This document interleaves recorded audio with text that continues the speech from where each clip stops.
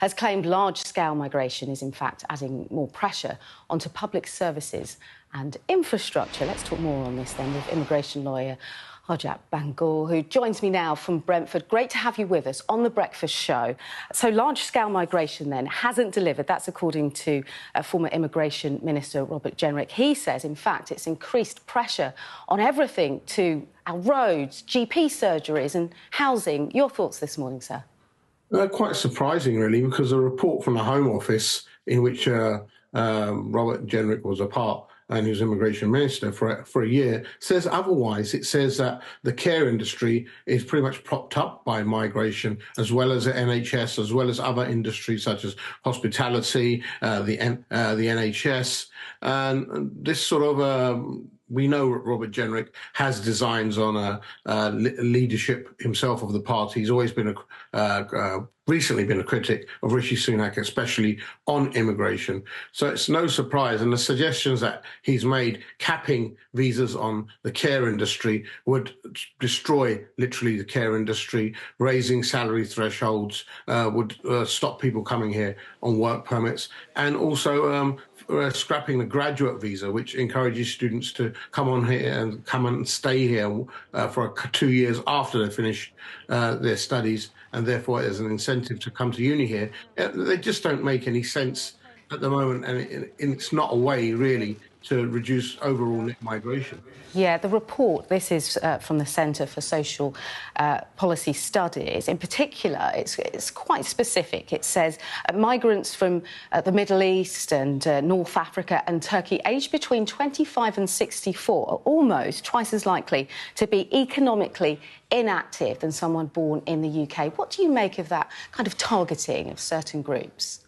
I just think that's a generalisation, and I think it's quite a bad look, and it's actually quite insulting to those people in that community who are working hard, who run businesses, who run shops, and you know who work hard.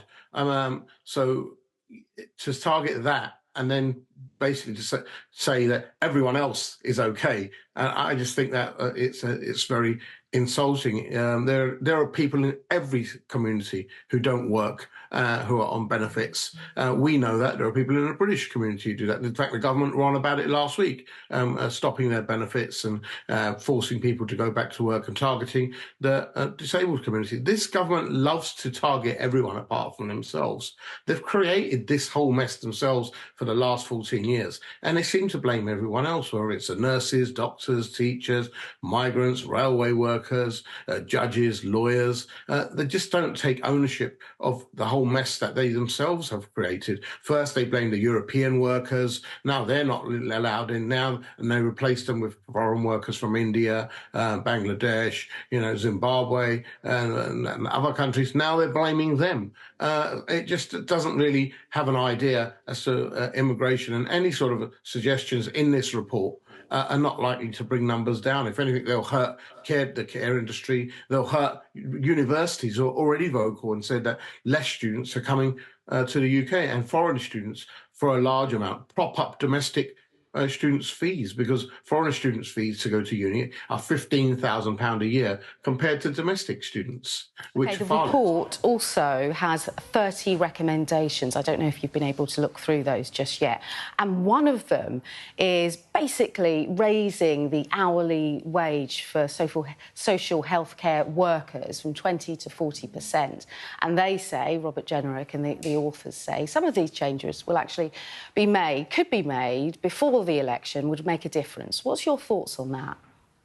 Well, care service providers are going bust at the moment, trying to afford the salary that they're being made to pay at the moment. To ask them to pay almost double that, or to say, right, we're going to up it to 40%, they're really going to be out of business. The point is that British people don't want to work in this industry. They can't, they're not incentivized to work in this industry. Raising the salary is not going to all of a sudden make British people think, right, you know what, I'm going to start working in care and I'm going to come off benefits. That is not a solution. And it's definitely not going to incentivize care companies to try and run it again. The fact is that care staff aren't paid well. but they've come from abroad, and the people from abroad are propping it up on the salary because they're willing to work for that salary. If you just say, right, we're going to raise the salary, no one's going to import people from abroad, and no one's going to be able to fill the jobs here. Ask the care sector, ask anyone from the care sector, and they'll tell you that how dire it is at the moment, and how there's a massive need for workers, and how foreign workers are literally saving people's companies. OK, we'll have to leave it there. That's lawyer Harjap Bhangal. Fair to say you're not a fan of this latest report. Thanks so much for your time here on Sky News Breakfast. OK, time now for our